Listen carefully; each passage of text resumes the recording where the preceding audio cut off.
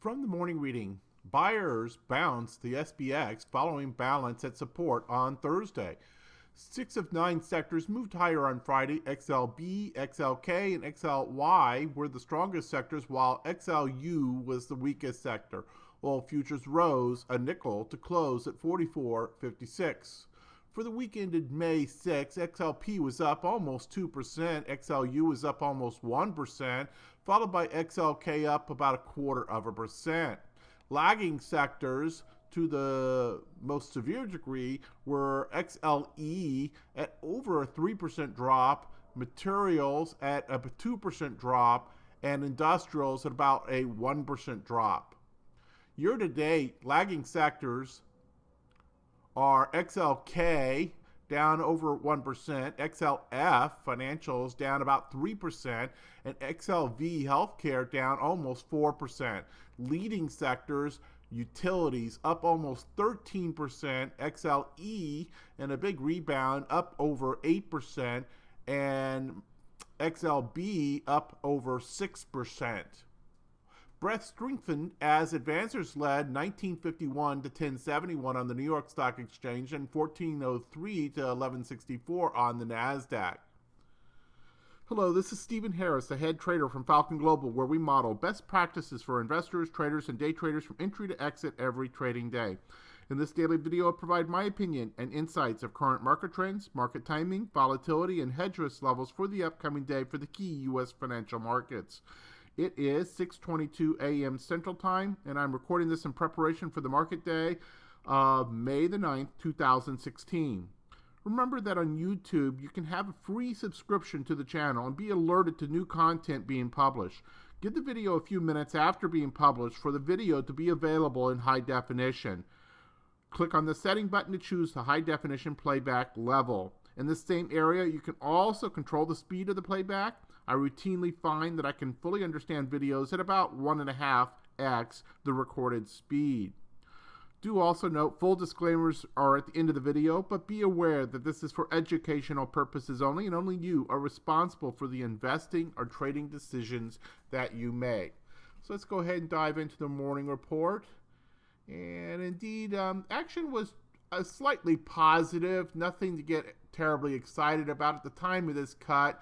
All four of the U.S. broad market indices were up about 0.25%. Crude oil was up pretty good, about 1.5%. Euros down just below scratch. Bonds right at scratch, and gold is down about 1.3%. In overseas action, mostly positive, though China is down nearly 3%. Hong Kong up about 1/4%.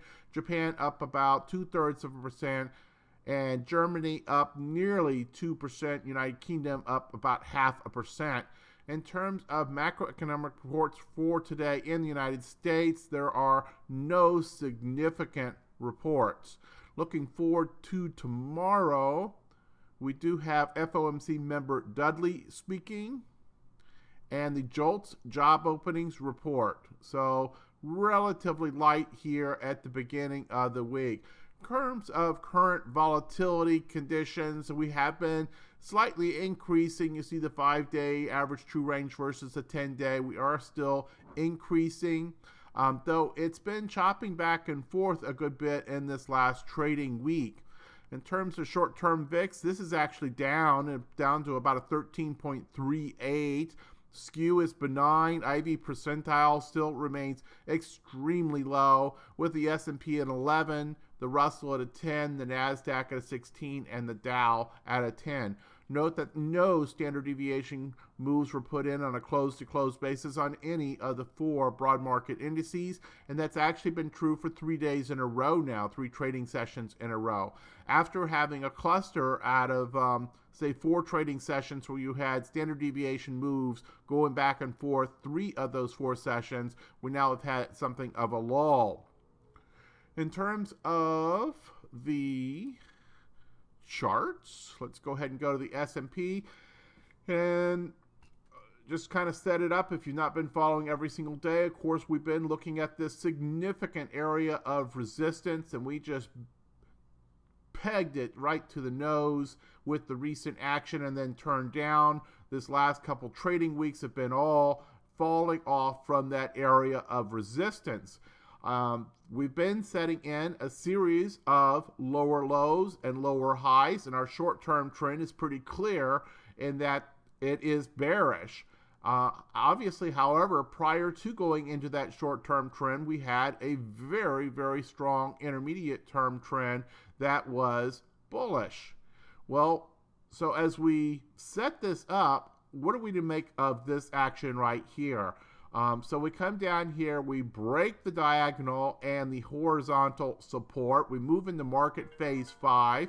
We get into a situation where we come down here right to the tick, to the area of several of these touches on the prior support. This support holds, and on Thursday we reverse, and we have this big reversal candle, and we set up something of a bull flag potentially on this action with Sunday night. Actually, this has been Friday's candle. This would be Sunday night's candle coming into Monday morning. So is this supposed to be a bull flag and we're reversing? Or is this a bear flag in a short-term pattern and we're just going to continue? So you see where you could read this in either direction. This is clearly setting up as a reversal candle at the moment and could be read as a flag pattern breaking this way. But you can see where we could also see that this is just a continuation pattern where we have a series of lower lows and lower highs, and we've not yet made a higher high. So in order to make this higher high, we're going to need to come up here and break this area at about 2077. So while right now we're not really clear as to what this is going to do, is it going to set a higher high or is it going to set a lower high? We don't have to know. All we have to do is follow the price action. If you were to look to be going long, the trigger is when you have come above this action here, and you would be triggered in, but your stop would be relatively small because failure would be defined as a break of this area right here. At the same time, if you are successful, you certainly would be wanting to take some out at this area right here, which would be your first significant area of resistance. And not only is that area of resistance marked by this swing high, but also it's the bottom of the prior channel and the bottom of the diagonal resistance. So that would be a very, very small but important short-term target to take if you are going to jump on this action. On the flip side, if this is just nothing but another bear flag pattern, then you would also be looking to have an entry as this action comes and breaks down to the next phase, looking for a leg down.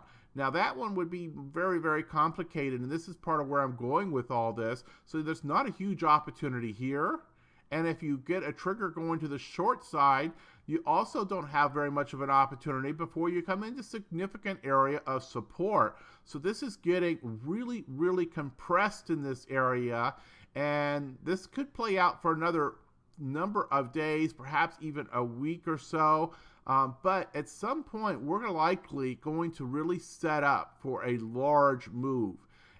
You have this very large area of resistance above, and even if you break out of this really small short-term pattern, you're likely to run into that area of resistance again above. So if you go to the bottom, you have this huge cloud formation down here, which would likely serve as a zone of support. So this is setting up for a summer pattern of sideways, consolidation, chop, range. You could use all the classic words, but this is setting up to most likely be a kind of sideways pattern. We could explode given the right impetus either direction, and that would be a very, very significant thing, because all other things being equal, we're likely to nestle in between these two opposing forces and just chop around in between. So that's the current forecast on this, and obviously new information could change that at any time, but this is really setting up to look like a sideways summer. Dow looking up very much the same at this point. We'll see if it also can follow through with those kinds of patterns. NASDAQ, of course, has been relatively weak and is already down in the cloud.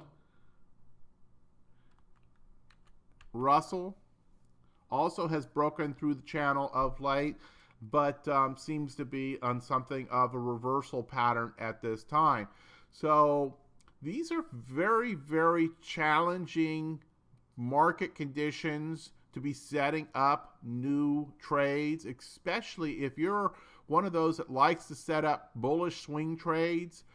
You probably have been quite frustrated at times where you have periods like this that, you know, seemingly strength comes from nowhere and we just fly from the abyss all the way up, you know, over 10 percentage points just to come into the point where you're actually starting to achieve something and coming back towards prior highs and then failure.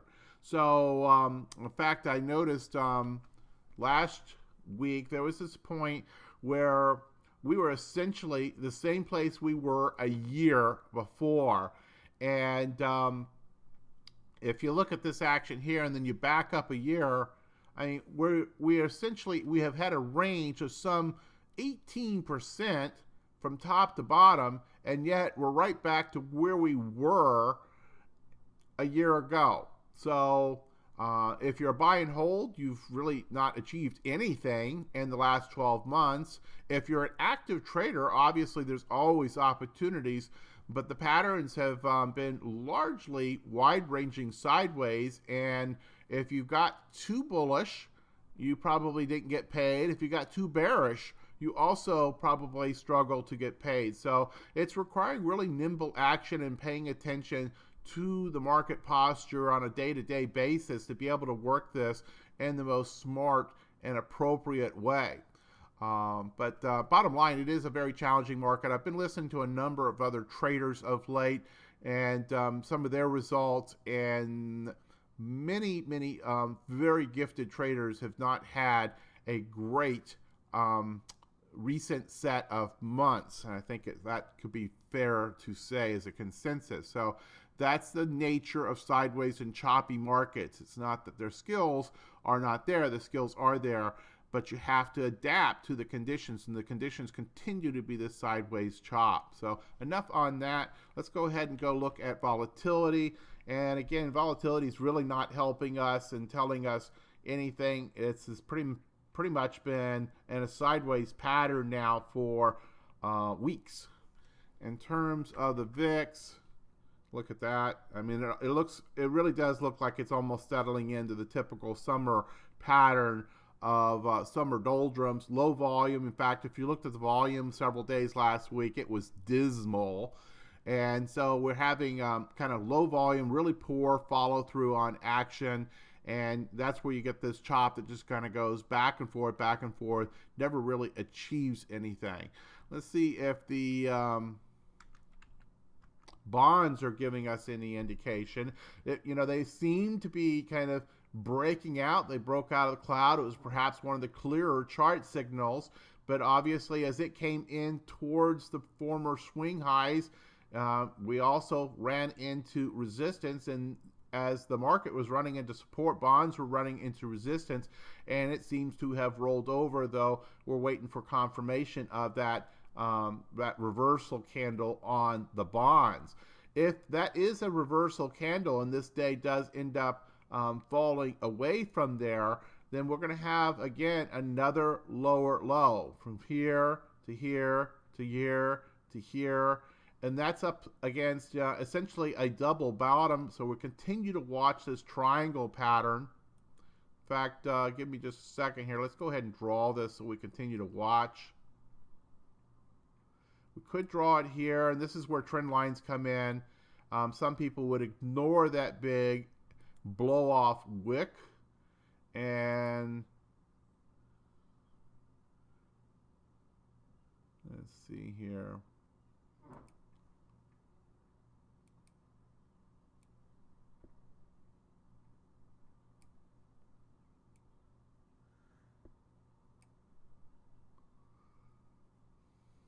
Not really happy with that either.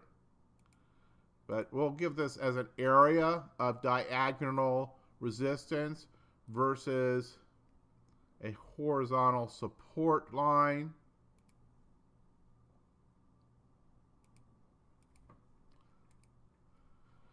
So we'll continue to watch this. This again could play out for weeks. That's just another indication that we could be in for a summer sideways pattern. So we'll continue to watch that. Now gold has been the more interesting chart of late. And we indeed got the expected breakout from this triangle pattern. And it followed through nicely. And really, if you look at the measured move, it pretty much hit the measured move and then has gone into another consolidation pattern and something of a flag, and we would be looking for the next flag to break this up. So while this action has come back and retraced some of this breakout, that's not unexpected and could be just setting up for the next continuation pattern. So continue to think in terms of gold long, though it can be a very, very sloppy market to trade at times, as it will whip you out just to then continue with the primary pattern. So just always keep that in mind when you're watching the gold markets. Okay.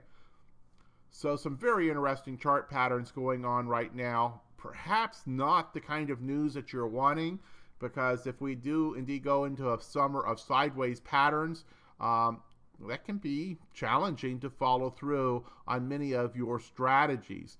Perhaps the best strategy for the summer at this point might be selling premium and certainly taking advantage of any time you get a big down move, selling premium down below.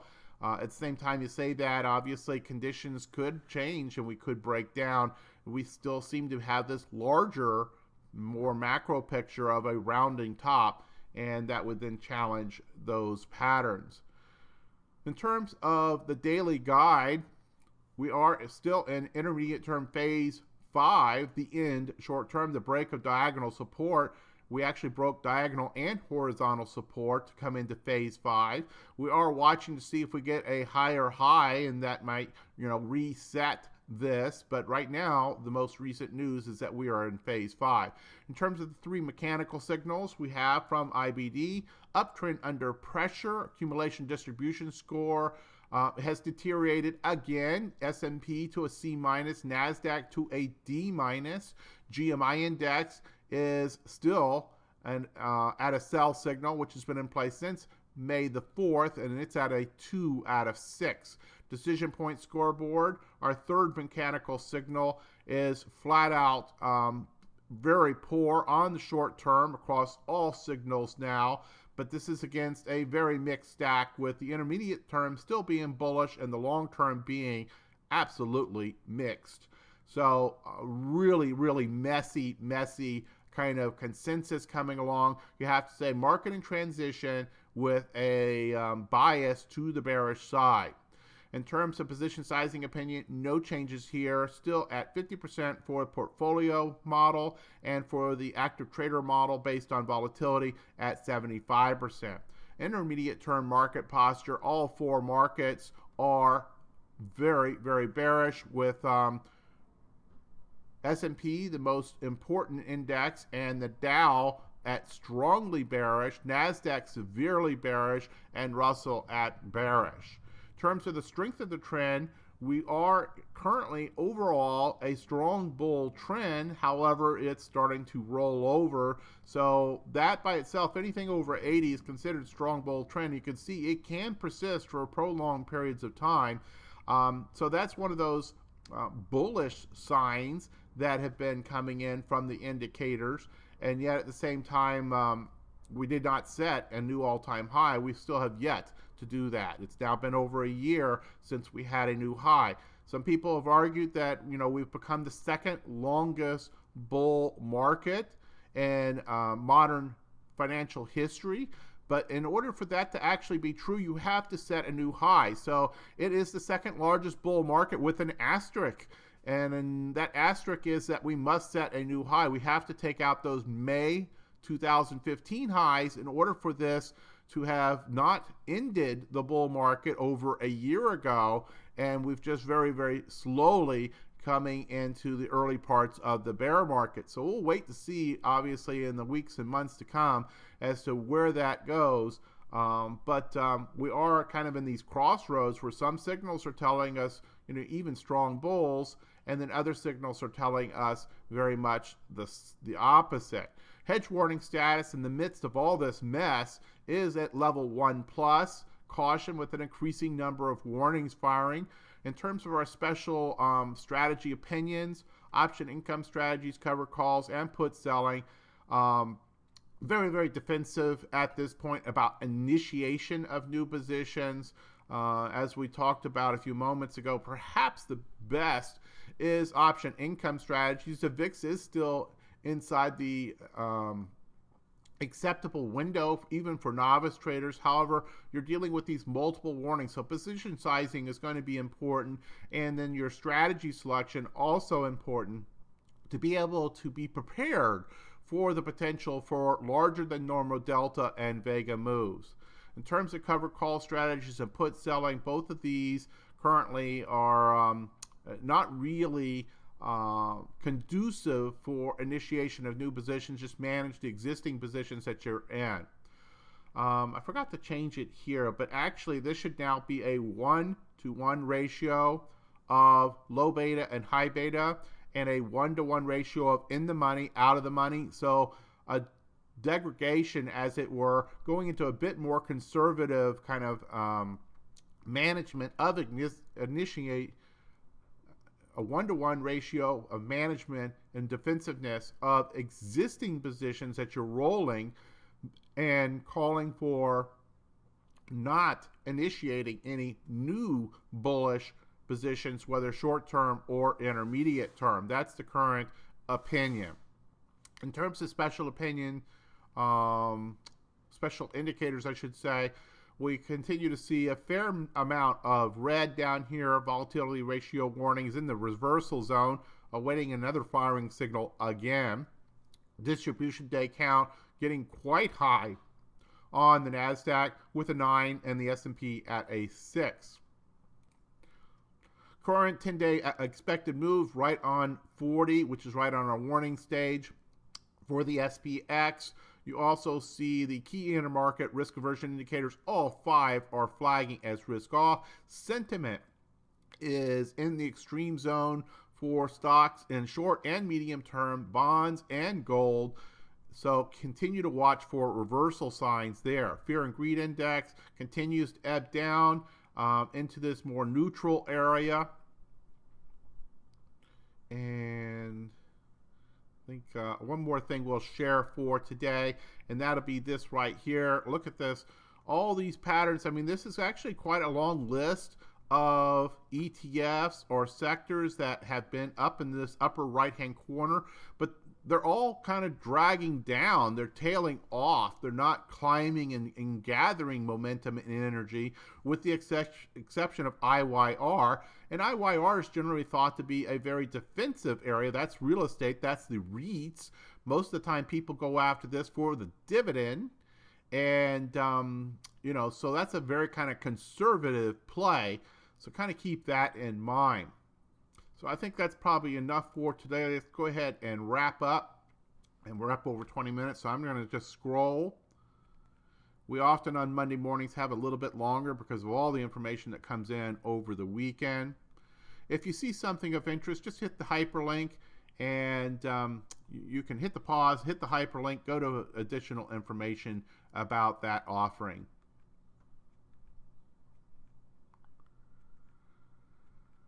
Disclaimers as always, hit the pause button if you need more time to review, and you see the hyperlink at the bottom for the full set of disclosures. We'll see you back here tomorrow morning for the Falcon Global Market Preview. In the meantime, good trading.